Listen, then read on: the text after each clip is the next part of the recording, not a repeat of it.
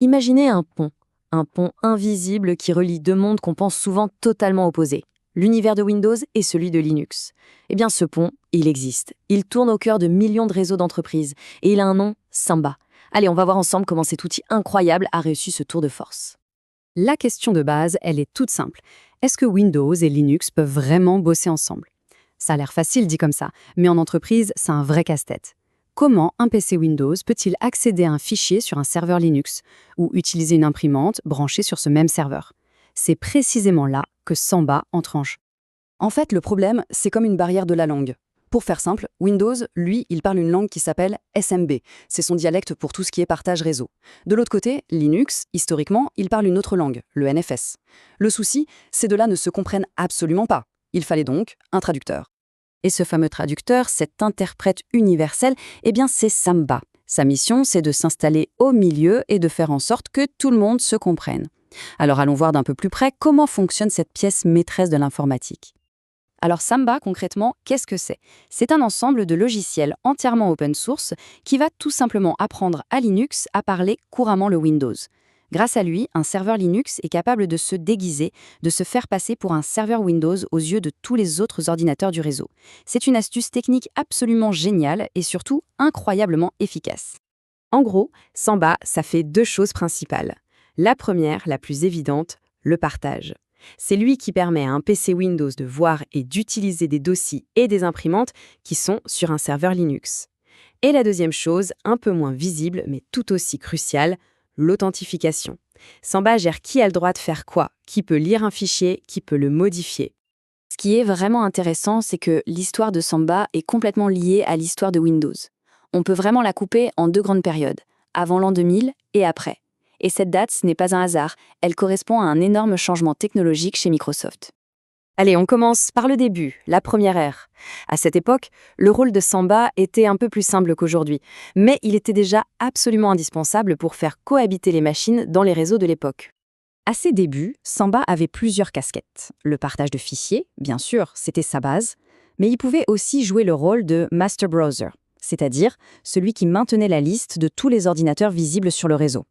Et surtout, il pouvait carrément remplacer un contrôleur de domaine Windows NT, le fameux PDC, pour gérer de manière centralisée tous les comptes utilisateurs et les mots de passe. C'était déjà énorme. Et puis, tout a changé. En 2000, Microsoft a sorti Windows 2000, et avec lui, une technologie qui a tout révolutionné, Active Directory, un système bien plus complexe, bien plus puissant. Pour Samba, c'était un défi immense, il fallait s'adapter ou mourir. La réponse de la communauté open source à ce défi, elle porte un nom, Samba 4. Et attention, ce n'est pas une petite mise à jour, c'est une réécriture quasi totale du projet, un travail de titan qui a pris des années. Et le résultat, il est juste spectaculaire. Avec la version 4, Samba change de dimension. Ce n'est plus un simple serveur de fichiers qui fait de son mieux. Non, il devient un vrai contrôleur de domaine Active Directory, capable de gérer des milliers d'utilisateurs, des ordinateurs, des politiques de sécurité. Bref, il devient une alternative directe et ultra crédible à un serveur Windows. Ok, on va jeter un œil très rapide à la mécanique interne.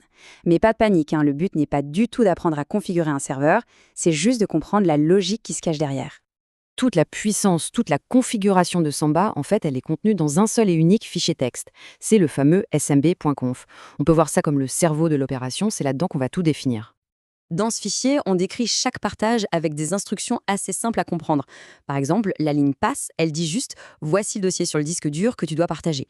La ligne browsable, c'est une question « Est-ce que ce partage doit être visible par tout le monde sur le réseau ?»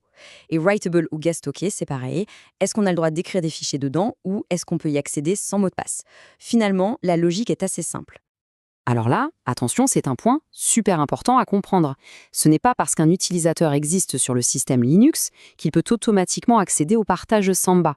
Pour ça, il doit avoir un deuxième compte, un compte spécifique à Samba, avec son propre mot de passe. Les deux sont bien sûr liés, mais ils sont stockés séparément. Et justement, pour créer ce compte Samba pour un utilisateur qui existe déjà sur le système Linux, on utilise une commande spéciale, SMB Password. C'est littéralement la clé qui va lui ouvrir les portes du monde du partage Windows. Bon, maintenant qu'on a vu tout ça, prenons un peu de hauteur pour finir. Au fond, pourquoi est-ce que Samba est si important aujourd'hui dans le monde de l'informatique? Eh bien voilà le mot-clé. Samba est 100% open source. Et ça veut dire qu'il offre une solution extrêmement puissante et fiable, gratuitement, pour faire des choses qui, chez Microsoft, coûtent des milliers, voire des dizaines de milliers d'euros en licence logicielle. Ce n'est donc pas juste un outil technique, c'est une véritable alternative économique et stratégique. Finalement, le succès de Samba, ça nous amène à une question beaucoup plus large. En prouvant qu'un logiciel libre peut remplacer une brique aussi centrale et critique qu'Active Directory, Samba fait bien plus que construire un pont entre deux systèmes. Il ouvre la porte à l'idée que des infrastructures d'entreprises entières pourraient tourner uniquement sur des solutions open source. Et ça, c'est une perspective assez fascinante.